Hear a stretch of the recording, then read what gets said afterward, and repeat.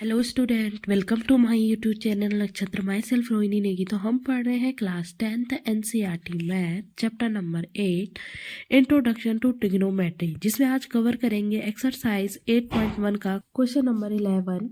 State whether the following true and false, justify your answer. आपको पता लगाना है कि नीचे जो स्टेटमेंट गिवन है वो ट्रू है या फॉल्स, और उनको जस्टिफाई करके आंसर लिखना है। सो फर्स्ट है इसमें, the value of 10a is always less than when, कि 10a की वैल्यू हमेशा 1 से छोटी होती है।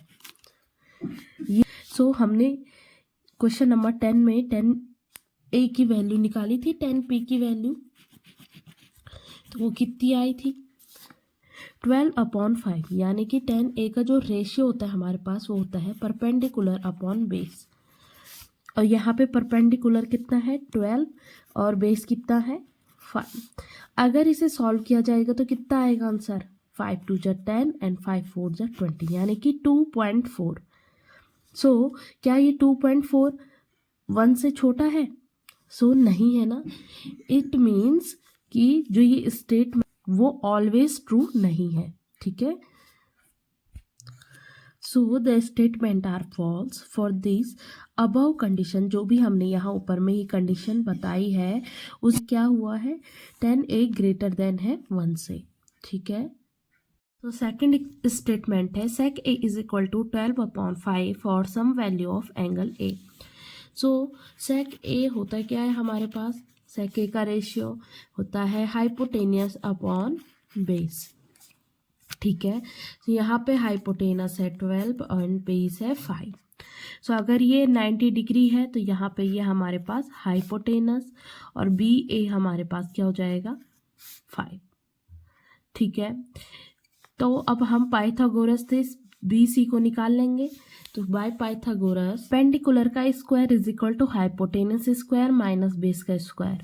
सो हाइपोटेनस इज 12, 12 का स्क्वायर इज 144 माइनस बेस का स्क्वायर इज बेस इज 5, तो 5 का square is 25 which is equal to √119।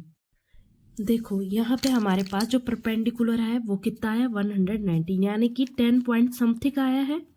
ठीक है, ये मान के चल लूँ तो हमारा जो परपेंडिकुलर है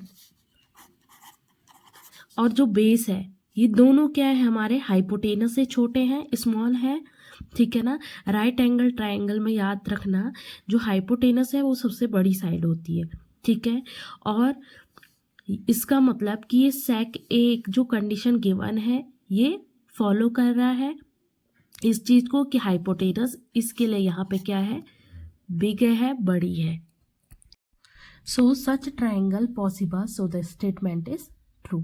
ऐसा ट्रायंगल पॉसिबल हो सकता है, इसलिए ये स्टेटमेंट क्या होगी ट्रू होगी। ठीक है, नेक्स्ट क्वेश्चन है थर्ड, कि cos a is the abbreviation used for the cosecant of angle a। cos a का एब्रीविएशन हम कोसिकेंट एंगल a यूज करते हैं।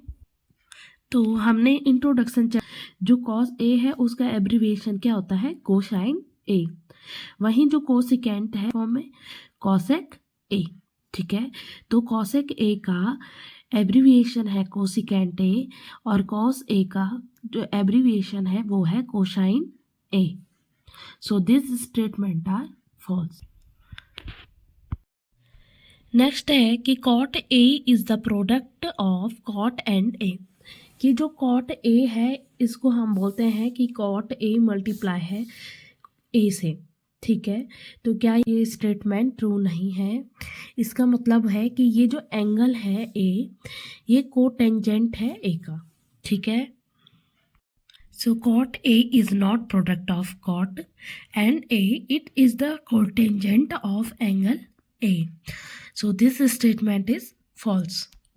नेक्स्ट क्वेश्चन है sin theta is equal to 4/3 for some angle theta. So sine theta का जो ratio होता है वो क्या होता है परपेंडिकुलर अपॉन हाइपोटेनस, यानी कि 4 अगर परपेंडिकुलर है तो 3 क्या है हाइपोटेनस।